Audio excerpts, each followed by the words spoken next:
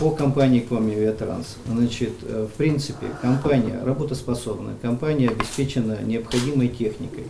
Другой вопрос, что при соединении наземного комплекса и летного комплекса компания работает, конечно, в минусах. Если мы выделяем и разделяем эти два направления, то аэропортовое хозяйство – это сплошной минус. Авиакомпания сегодня, с учетом субсидий, которые выплачивает Республика Коми, и субсидий, которые выплачиваются из федерального бюджета на осуществление полетов, компания работает практически безубыточно.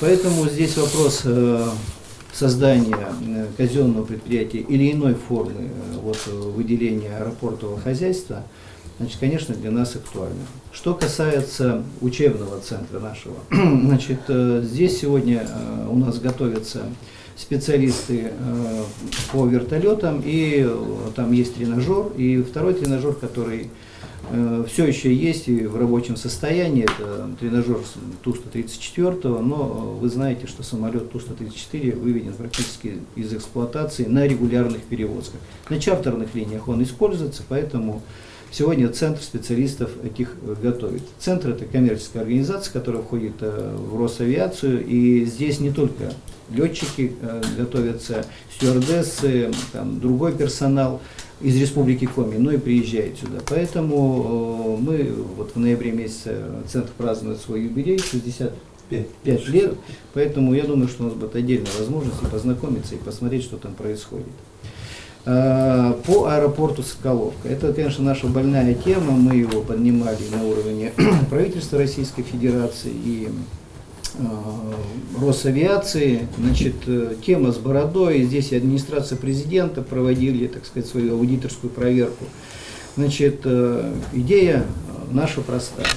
Значит, аэропорт с большим заделом, но по нему должно быть все-таки принято какое-то окончательное решение. Прошлое наше совещание, когда был господин Нерадько, это, я повторюсь, что провести инвентаризацию и объекты плоскостные, значит, то, что сегодня является федеральной собственностью, достроить за деньги федерации. Значит, все, что касается инфраструктуры, это здание аэровокзала, значит, топливозаправочный комплекс, то есть то, что не входит в эти дела, это за счет денег привлеченных или отчасти за счет денег республики. Значит, инвентаризация проведена, решение о передаче до сих пор Росимуществом не принято, поэтому здесь нам предстоит работать. То, о чем мы сейчас говорим с точки зрения казенного предприятия и так далее, ни для кого не секрет, что в свое время республика настаивала, чтобы соответствующее, так сказать, аэропортовое хозяйство плюс то имущество, которое было на федеральном уровне, было передано республике. Значит, удовлетворили потребности республики, все это было передано республике. Через какое-то время республика, не справившись с определенной задачей, теперь вновь просит федеральный центр принять соответствующее имущество опять в виде, так сказать, казенного предприятия, в форме казенного предприятия в казну Российской Федерации.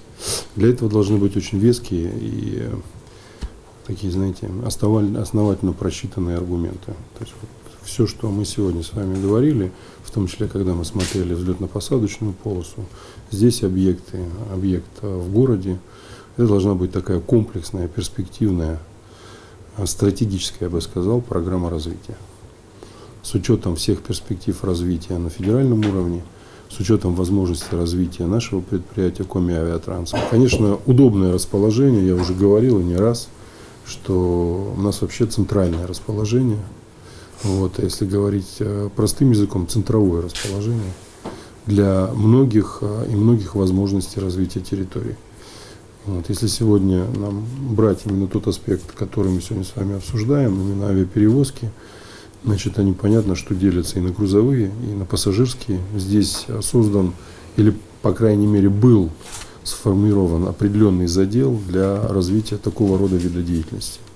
И учитывая перспективы развития Арктики, Крайнего Севера, тех программ, которые сегодня существуют в Российской Федерации, то, чем сегодня даже уже на эту дату обладает филиал аэронавигации, это, конечно, очень существенное и очень серьезное оборудование, и возможность обеспечения безопасности авиаперевозок. В конструктивном диалоге убедить наших коллег совместными усилиями реализовать определенный такой межрегиональный широкомасштабный проект, который, в принципе, будет базироваться и основываться, конечно, вот здесь, на месте, которое имеет очень красивое название Соколовка.